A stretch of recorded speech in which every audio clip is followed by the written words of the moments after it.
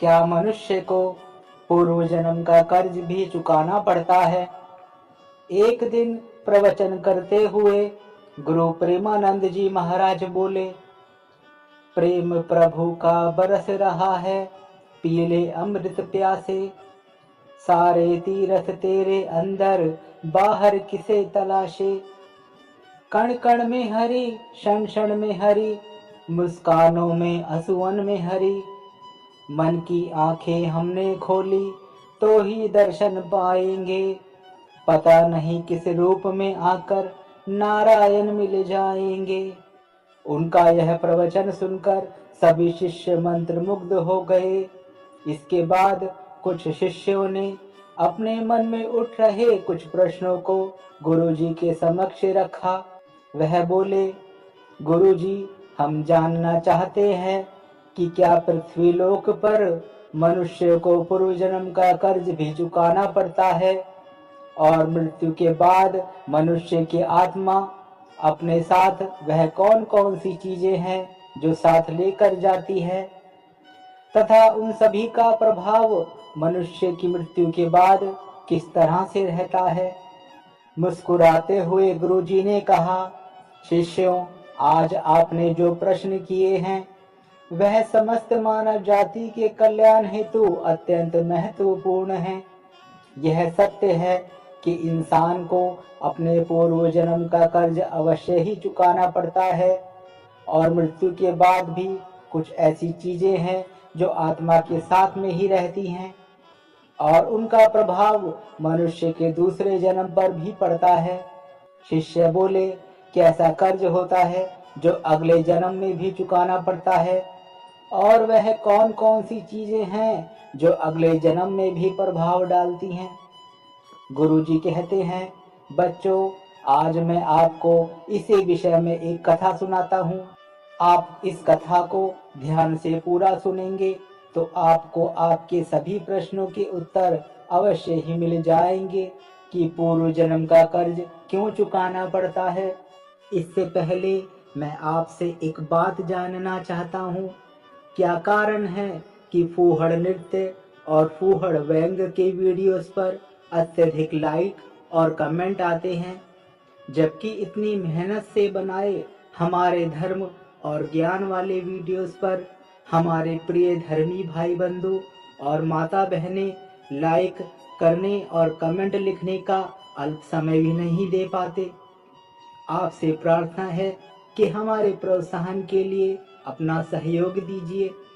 मित्रों, इस कथा का श्रवण करने मात्र से ही आपके जीवन में सुख संपत्ति और धन की वर्षा होगी, इसीलिए इसे पूरा ध्यान से जरूर सुने। गुरुजी बोले, एक समय की बात है, विदर्भ देश में सुदेव नाम का एक ब्राह्मण रहता था और उसकी पत्नी का नाम रूपा था। वह अत्यंत गरीब घर में जन्मा था, लेकिन वह अत्यंत बुद्धिमान और मेहनती था। जब वह निर्धन था तब उसे अधिक धन की लालसा नहीं थी, लेकिन अपनी मेहनत के जोर पर जैसे जैसे उसके पास धन का संग्रह होने लगा, तब वह दिन रात उस धन को बढ़ाने की चिंता में डूबा रहता। उसकी पत्नी रूपा भी अत्यधिक लालची स्त्री थी। आप सभी तो जानते ही हैं कि धन की तृष्णा ऐसी होती है जो बढ़ते बढ़ते धन के साथ बढ़ती ही जाती है। सुदेव अब ऐसा सोचता था कि काश उसे कोई ऐसी युक्ति मिल जाए जिससे कुछ ही दिनों में धन में हजारों गुना बढ़ोतरी हो जाए। हे शिष्यों, पहले वह धन को चंचल और हाथ का मैल समझता था और कहता था, धन का क्या है, वह तो हमेशा आता जाता रहता है। लेकिन तब वह मूर्ख था। अब उसकी आंखें खुल गई थीं और वह धन का अत्यधिक संग्रह करने लगा। पहले वह उस धन से दान धर्म आदि करने तथा साधु संतों की सेवा में लगा रहता था। पहले उसकी ईश्वर में बड़ी ही श्रद्धा थी, किंतु समय के साथ साथ धन के लालच की भड़कती हुई ज्वाला ने उसके अन्य सभी सद्गुणों को जला दिया। धन की लालसा ने उसकी अंतरात्मा को हमेशा के लिए नष्ट कर दिया। पहले जब भी सुदेव के द्वार पर कोई साधु महात्मा आते तो उसका मुख फूलों की तरह खिल उठता था, परंतु अब आदर सत्कार के समय मुख पर निराशा और मायूसी रहती थी। गुरुजी अपने शिष्यों से कहते हैं, एक बार की बात है, संध्या का समय था। सुदेव के द्वार पर एक साधु आकर रुका और बोला, हे पुत्र, मैं एक यात्री हूँ और आगे हरिद्वार को जाना है। आज की रात बिताने के लिए साधु को स्थान मिल जाए तो अच्छा होगा। मैं बड़ी ही आशा से आपके द्वार पर आया हूँ। उस साधु का मुख संतोष की मूर्ति था, आंखों में अमृत और मुख में शहद सी मिठास, जिस कारण से सुदेव का हृदय भक्ति भाव से भर गया और वह उन्हें प्रणाम करते हुए बोला, जरूर महात्मा, आपकी सेवा करना तो मेरा परम धर्म है। तब वह साधु मुस्कुराते हुए कहते हैं, बेटा, आजकल के समय में तुम्हारे जैसे भक्ति भाव वाले पुरुष कहीं विरल ही मिलते हैं। इस संसार से धर्म का भाव ही जैसे उड़ गया है। इस प्रकार से साधु के मुख से अपनी प्रशंसा सुनकर सुदैव का हृदय खिल उठा। उसको ऐसा प्रतीत हुआ मानो उन्हें स्वर्ग में ही स्थान मिल गया हो। उनके होठों पर शब्द आ ही गए थे, लेकिन उन्हें दबा दिया और उन्होंने कहा, महाराज, अगर हम आप जैसे संतों की सेवा नहीं करेंगे तो इस मानव जीवन का क्या लाभ। ऐसा कहते हुए सुदेव उन महात्मा को अपने घर के अंदर ले गया। जब उन्होंने घर में प्रवेश किया तब सुदेव ने उनके आदर सत्कार में कोई कमी नहीं छोड़ी। उनके खाने के लिए स्वादिष्ट भोजन बनवाया, नाना प्रकार की मिठाई बनवाई। उसके बाद दाल और सब्जियों में इतना घी डाला जैसे नदी की धारा में जल बहता है। भले ही सुदेव उन महात्मा को इतने पौष्टिक आहार देने के पक्ष में नहीं थे, लेकिन इस महात्मा की बातों में कुछ ऐसी शक्तियां थीं कि उनके वर्षों पुराने विचार चंद पलों में बदल गए। जैसे सूखी धरती पर एक दिन की बारिश से हरियाली छा जाती है। इस भक्ति भाव से महात्मा का दिल खुश हो गया। रात भर बातें होती रहीं, ज्ञान और भक्ति की चर्चाएं चलती रहीं। अंत में सुदेव ने पूछा कि महात्मा, आप साधु कैसे बने। साधु ने हंसकर उत्तर दिया, बेटा, बुढ़ापा आ गया है, अब क्या सारी उम्र गृहस्थी में ही फंसा रहूंगा। कुछ हरि भजन भी तो करना चाहिए। ईश्वर कृपा से बहुत धन कमाया है। मेरे 4 पुत्र हैं और एक कन्या भी है। अब सारी दौलत उन्हें बांट दी है और अब तीर्थ यात्रा को जा रहा हूँ। फिर कुछ समय के पश्चात सुदैव ने साधु की तरफ देखा और पूछा, तो आपने अपना सब कुछ बच्चों को दे दिया या अपने पास भी कुछ रखा है। तब साधु ने उत्तर दिया, बेटा, मेरे हाथ में यह जो लाठी देखते हो, यह अंदर से खोखली है और इसमें मैंने 500 स्वर्ण मुद्राएं डाल रखी हैं। यात्रा में कभी कभी धन की आवश्यकता भी पड़ती है। यह कहते कहते साधु को नींद लग गई, लेकिन सुदैव की आंखें जाग रही थीं और यह सारी बातें उसकी पत्नी रूपा ने भी सुन तथा जान ली थी। अब रात्रि का पहला पहर बीत गया था। वह बार बार महात्मा की लाठी को देख रहा था और मन ही मन कुछ सोच रहा था। अब अंदर लोभ की माया का संचार हुआ, किंतु उसकी अंतरात्मा इस घृणित कार्य को करने से रोक रही थी। किंतु वह मन की दुरात्मा स्वर्ण मुद्राएं पाने की जिद पर अड़ गई। कुछ समय तक इस संघर्ष में ही उसके मन का बुरा हाल हो चुका था कि कभी उसकी पत्नी उसके पास आकर बैठ जाती है और कहती है, स्वामी, आप किस गहरी चिंता में डूबे हैं। क्या आप भी वही कुटिल मंशा में सोच रहे हैं जो मैं भी सोच रही हूँ। इस महात्मा ने तो अपनी खूब सेवा करवा ली है, अब इन्हें कुछ तो हर्जाना भरना होगा। तब सुदेव कहता है, रूपा, मेरे मन में बड़ी ही दुविधा हो रही है। हमारा कर्तव्य है कि अतिथि की सेवा करें, किंतु अगर हम उनके धन को चुराते हैं तो पाप होगा। शायद हमें ऐसा नहीं करना चाहिए। तब उसकी पत्नी कहती है, अजी, आप कैसी फिजूल की बातें कर रहे हो। इस महात्मा की उम्र ढल चुकी है और क्या पता कब यह लुढ़क जाएंगे। वैसे भी अब यह अनाथ हैं और अपना अंतिम समय बिताने हेतु हरिद्वार जा रहे हैं। आप अपने मन को मत रोको और इन स्वर्ण मुद्राओं को ले लो। मुझे लगता है ईश्वर भी यही चाहते हैं, इसी कारण ये महात्मा यहाँ पधारे हैं और जो बात सबसे गुप्त रखनी चाहिए उसे ही आपको बता दी है। तब सुधेव ठीक है ऐसा अपनी पत्नी को कहता है।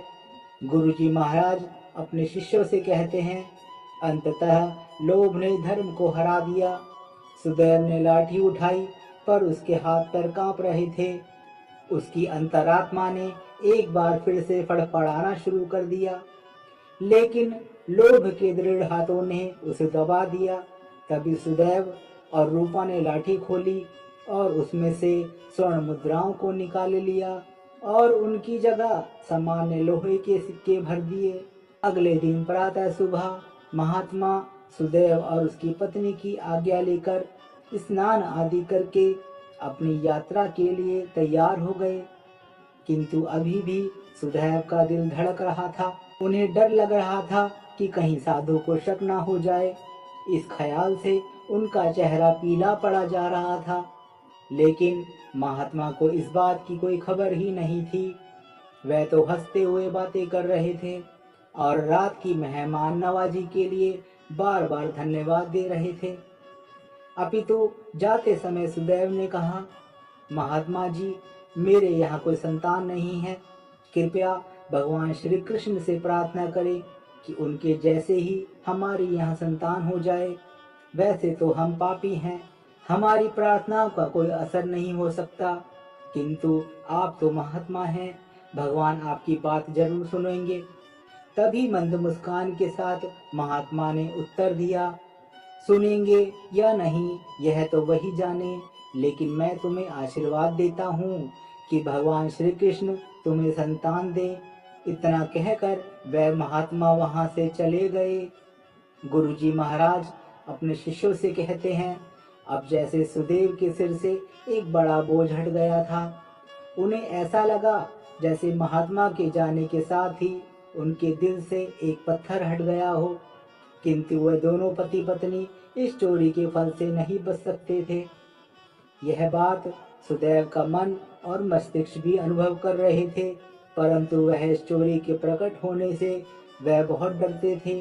चोरी का प्रकट होना प्रत्यक्ष था, हे बालकों, किंतु उसका फल भविष्य के किसी पर्दे में चुपचाप छुपकर सही अवसर की प्रतीक्षा में था। गुरुजी महाराज अपने शिष्यों से कहते हैं, मनुष्य वर्तमान के सामने भविष्य की परवाह नहीं करता है। वहीं दूसरी ओर जब वह महात्मा हरिद्वार में पहुंचे तो उनका हृदय अत्यंत प्रसन्न हो गया। यहाँ साधु संतों को देखकर ऐसी प्रसन्नता हुई मानो उन्हें देवी देवताओं के साक्षात दर्शन हो गए हों। उनका मन ईश्वर भक्ति में लीन हो गया। फिर अगले दिन उन्होंने उस मंदिर के मुख्य रसोइये को बुलाकर कहा, महाराज, मैं यहाँ दर्शन हेतु आने वाले सभी यात्रियों के लिए अन्नदान करना चाहता हूँ और अब यही मेरी एक इच्छा बाकी है। कृपया आप हमें बताएं कि सभी लोगों के भोजन तथा निवास और वस्त्र दान के लिए कितना खर्च हो सकता है। तभी उस व्यक्ति ने कुछ हिसाब करते हुए कहा कि महाराज, अन्नदान, निवास और वस्त्रदान और अन्य सभी प्रकार के कार्यों के लिए कुल 400 स्वर्ण मुद्राएं लग सकती हैं तथा 10 से 20 कम या अधिक भी लग सकती हैं। क्या आपके पास इतना ज्यादा और पर्याप्त धन है? ठीक है, मैं इसका प्रबंध करता हूँ, आप बस कल के सभी कार्यक्रमों का आयोजन करो। कहकर वे गंगा स्नान के लिए चले गए। फिर अगले दिन उनके कहे अनुसार उस रसोइये ने पूरा आयोजन किया। हरिद्वार के परिसर में बड़ी ही धूमधाम और खुशी के साथ अन्नदान, वस्त्रदान, भजन आदि कार्यों का संपन्न किया। वहां मौजूद सभी लोग देखकर खुशी से कहने लगे, महात्मा स्वयं गरीब होकर कितने ही उदार हैं और जिनके पास धन की कोई कमी नहीं होती है, वह वर्ष के दिखावेबाजी में लुटा देते हैं, बेटों के विवाहों पर उड़ा देते हैं। परंतु धर्म की राह पर एक भी कौड़ी खर्च नहीं करते। यह एक नेक दिल मनुष्य है जिसने अपना धर्म समझा और धर्म के सामने धन का मोह नहीं देखा। तब अपनी प्रशंसा सुनकर महात्मा की खुशी का कोई ठिकाना नहीं रहा। उनका हृदय आनंद से भर उठा, किंतु वहीं दूसरी ओर उनका भाग्य रो रहा था। जब संध्या हुई, महात्मा ने अपने कमरे का दरवाजा बंद किया और लाठी को खोल कर देखा तो लाठी के अंदर लोहे के सिक्के देखकर उनका हृदय कांप गया। उसे ऐसा प्रतीत हुआ मानो वह कोई भयानक स्वप्न देख रहा हो। उसे अपनी आंखों पर यकीन नहीं हो रहा था। वह चाहता था कि यह स्वप्न जल्द से जल्द टूट जाए, पर यह कोई स्वप्न नहीं था जिससे नींद खुल जाए। उसने बार बार अपनी आंखें मलकर देखा, पर सिक्के वही थे। अब उस महात्मा को थोड़ी ही देर में रसोइये को हिसाब कर उनका धन लौटाना था। उसने सोचा, अब क्या होगा। अपमान की छवि उसकी आंखों के सामने खिंच गई और कहने लगा, हे प्रभु, आप मुझे क्षमा करें। और महात्मा कांपते हुए खड़े हो गए। उन्हें अपमान का ख्याल अपमान से भी ज्यादा डरावना लग रहा था। अब उनमें इसे सहन करने की शक्ति नहीं थी। वह कुछ देर तक सोचते रहे और उन्होंने अचानक दरवाजा बंद कर लिया और साथ ही उम्मीदों के द्वार भी बंद हो गए। महात्मा ने चारपाई की रस्सियों को निकाला और उन्हें छत से लटका दिया। अब मौत दरवाजे पर खड़ी थी कि तभी महात्मा की अंतरात्मा ने उपदेश दिया। दिमाग ने भी सलाह दी कि यह तुम क्या कर रहे हो। आत्महत्या सबसे बड़ा निंदनीय कर्म है, ऐसा मत करो। पर निराशा ने हर तरफ से बेबस कर दिया। तब महात्मा का चेहरा मृत व्यक्ति की तरह सफेद पड़ गया था। तब उसने चारपाई पर खड़े होकर अपनी गर्दन में फंदा डाला और कांपते हुए पैरों से चारपाई को ठोकर मार दी। वह महात्मा फांसी पर झूल गया और उसकी मृत्यु हो गई। जहां सुबह बहुत सुखपूर्वक और शांत थी, लेकिन किसे पता था कि शाम इतनी दुखद होगी। कुछ ही समय बाद इस घटना का चारों तरफ बोलबाला हुआ। यह सब देखकर उस रसोइये ने ही महात्मा का अंतिम संस्कार किया और फिर से भगवान का नाम लेकर अपने कार्य में लग गया। गुरुजी महाराज अपने शिष्यों से कहते हैं, वह महात्मा तो मर गए, लेकिन उनका आशीर्वाद अभी भी जीवित था। 1 साल के भीतर ही चोर ब्राह्मण सुदेव के घर में एक पुत्र का जन्म हुआ। इस अवसर पर सुदेव ऐसे प्रसन्न थे मानो संसार का धन उसे मिल गया हो। अब तो अंधेरे घर में प्रकाश छा गया था। उनके पैर धरती पर ना पड़ते थे। उसने बालक का नामकरण संस्कार बड़ी ही धूमधाम से किया। उस दिन सुदैव ने अपनी जिंदगी की सारी कंजूसी निकाल दी और धन को पानी की तरह बहाया और बालक का नाम आत्मदेव रखा गया। जैसे जैसे वह आयु में बढ़ता जाता, सुदैव की कामनाएं पल्ला पसार रही थी। आत्मदेव बहुत ही सुशील और भगवान का उपासक बालक था। उसकी तीक्ष्ण बुद्धि देखकर आश्चर्य होता था। लोग कहते थे कि यह कुल का नाम बढ़ाएगा। सुदैव यह सुनकर फूले ना समाते। उनकी शरारतों को और चंचलता को देखकर उनका प्यार और भी बढ़ता जा रहा था। इसी प्रकार 6 वर्ष बीत गए। आत्मदेव शिक्षा ग्रहण हेतु आश्रम में गया। वहां भी उसके गुणों का विकास होने लगा। वह हमेशा अपनी कक्षा में अव्वल आया करता था। सुदैव यह देखकर ईश्वर को धन्यवाद करता था, लेकिन कभी कभी जब उन्हें उस महात्मा के साथ अपने दुर्व्यवहार की याद आती थी तो उनके दिल में चुभन होती और उनकी आत्मा पर एक अनजाना सा डर छाता था। उन्हें बार बार अपने ऊपर गुस्सा आता। वह अक्सर मन ही मन दुखी होते रहते और मन ही मन कहते कि मेरी बुद्धि कितनी खोटी थी कि मैंने ऐसी मूर्खता की। लेकिन बीता हुआ समय उनके हाथ में नहीं आ सकता था। उन्होंने स्वर्ण की 500 मुहरों को एक लाल वस्त्र में बांधकर संदूक में रख दिया और यह निश्चय किया कि वह उस महात्मा को वापस दे देंगे। फिर उन्होंने महात्मा की खोज शुरू कर दी। कई लोगों को भेजा गया, लेकिन वह उस महात्मा तक नहीं पहुंच सके। इतना समय बीत गया कि अब सुदैव उस घटना को भूल गए थे, परंतु वह स्वर्ण मुद्राएं अभी भी एक लाल वस्त्र में लिपटी हुई उस संदूक में पड़ी थी। गुरु महाराज अपने शिष्यों से कहते हैं, समय गया और आत्मदेव अब 20 वर्ष के हो गए थे। साथ ही उसे एक बीमारी ने जकड़ा और आत्मदेव के इलाज में काफी धन खर्च हो रहा था। फिर एक दिन अचानक सुदैव अपनी पत्नी और बेटे आत्मदेव के साथ हरिद्वार के लिए निकल पड़े। वहां पहुंचकर वे एक सराय में ठहरे। वहां सुदैव को पता चला कि उनके बेटे आत्मदेव का व्यवहार साधुओं जैसा हो रहा है, उनके अंदर वैराग्य आ रहा है।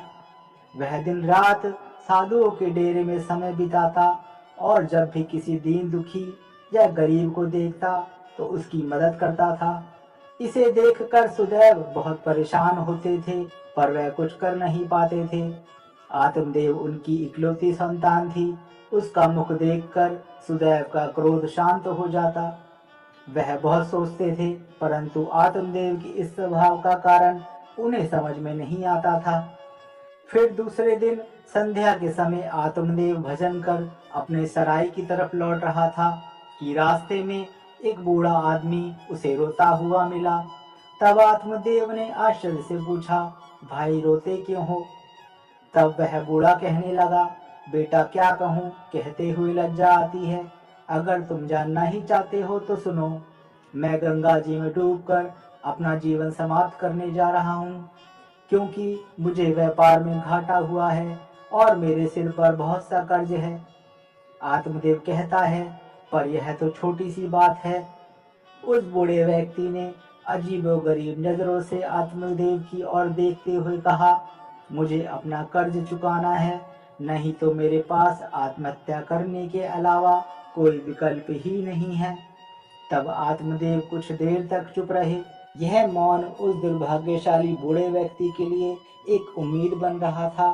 उनके आंसू थम गए और फिर आत्मदेव ने पूछा कि महाराज, आपको कितने धन की आवश्यकता है, कृपया हमें बताएं। बालकों, जब इंसान निराश और हताश होता है तब उसे हर कदम पर उम्मीद नजर आती है। उस बूढ़े व्यक्ति ने हिसाब लगाकर जवाब दिया और कहा कि मेरे सिर पर लगभग 500 स्वर्ण मुद्राओं का कर्ज है। आत्मदेव फिर से कुछ देर के लिए चुप रहे और उन्होंने कहा, महाराज आप चिंता ना करें, आप बस इसी गंगा के तट पर मेरी प्रतीक्षा करो, बस मैं अभी वापस आता हूँ। आपके लिए मैं कहीं से धन का संग्रह करके लेके आता हूँ। तब बूढ़े आदमी ने कहा, बेटा यहीं पास में मेरी एक धर्मशाला है, तुम वहीं आ जाओ। उसी समय आत्मदेव भागते हुए वापस सराय में आ पहुंचे। उस समय उनके हृदय में हलचल सी मची हुई थी। उसका चित्त व्याकुल था। वह चाहता था कि जितनी जल्दी हो सके बूढ़े का संकट दूर कर दे। उसकी दिव्य शक्ति ने विश्वास दिला दिया था कि इस बूढ़े बाबा की सहायता करना मेरा धर्म है। वह एक विशेष भावुकता के साथ अपने सराय पर पहुंचा। तब उसके माता पिता दोनों कहीं बाहर गए हुए थे। अब आत्मदेव का रास्ता साफ हो गया था।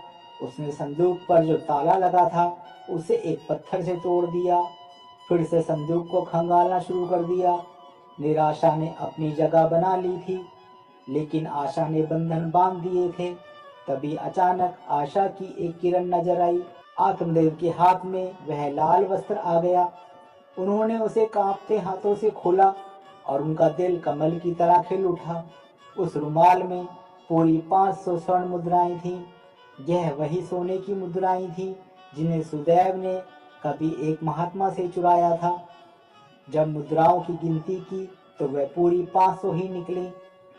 आत्मदेव का दिल प्रसन्नता से भर गया और उसने मुद्राएं अपनी जेब में डाली और वस्त्र को वापस संदूक में रख दिया तथा अति उत्साह के साथ उसी बूढ़ी बाबा के पास जा पहुंचा और उन्हें वह मुद्राएं दी। गुरुजी महाराज अपने शिष्यों से कहते हैं, आपके पहले प्रश्न के अनुसार हर व्यक्ति को पूर्व जन्म का कर्ज चुकाना ही पड़ता है। यह वही बूढ़े बाबा, वही रसोइये हैं जिन्होंने उस महात्मा का अन्नदान और भंडारे का आयोजन किया था। किंतु उनके आत्महत्या के कारण इनके ही धन की हानि हुई थी। और आत्मदेव वही महात्मा है जो सुदेव के घर में जन्म लेकर अपना कर्ज चुकाकर मुक्त हुआ है। गुरु महाराज अपने शिष्यों से कहते हैं, अब आगे सुनो। होनी को कुछ और ही मंजूर था। जब आत्मदेव वापस लौटा तो उसके मन में एक अनोखी शांति थी, मानो कि उसका जन्म इसी कार्य को पूर्ण करने हेतु हुआ था। अब उसकी बीमारी ने उसके ही प्राणों की आहुति ली। वहीं जब दूसरे दिन सुबह यह बात सुदैव और रूपा को पता चली कि उनका पुत्र मृत्यु को प्राप्त हो चुका है, तो इस दुख के कारण उनका हृदय अत्यंत पीड़ा से भर गया और निराशा के साथ उन्होंने भी प्राण त्याग दिए। जब उन तीनों की मृत्यु हुई तो उसी रसोइये ने उनका अंतिम संस्कार किया। हे बालकों, जब उन तीनों की आत्माओं को यमराज के दरबार में लाया गया, तब यमराज ने आत्मदेव को स्वर्ग में भेज दिया। वहीं दूसरी ओर ब्राह्मण सुदेव और उसकी पत्नी रूपा को गौर नरक में डाल दिया।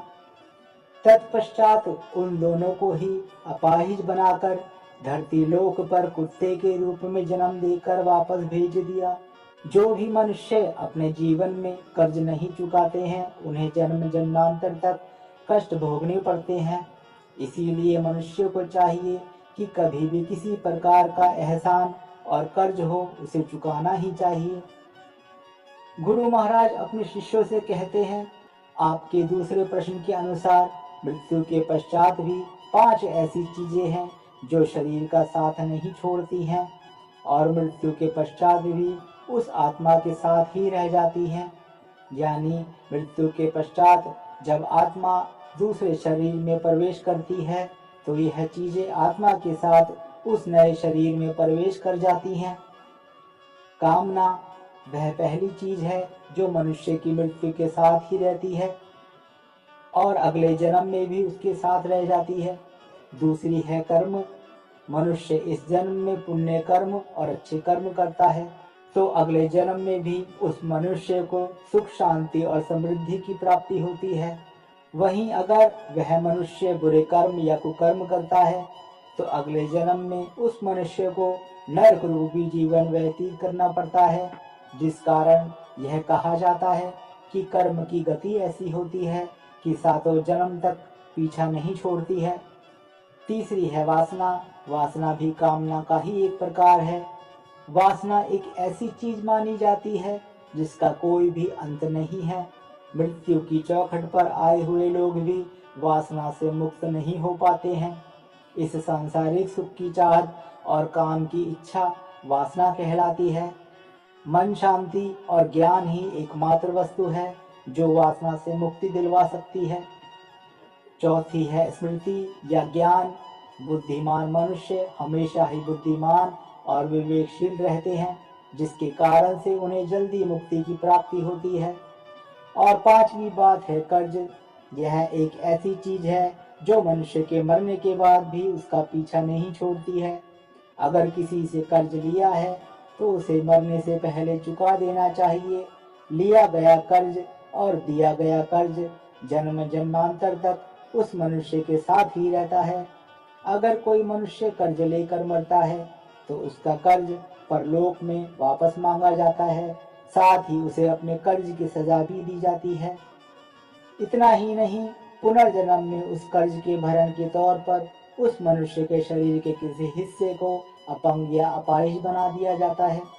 अगले मिलने वाले जन्म में भी वह व्यक्ति सुख सुविधा से दूर रहता है और हमेशा अपने जीवन में असफल ही रहता है।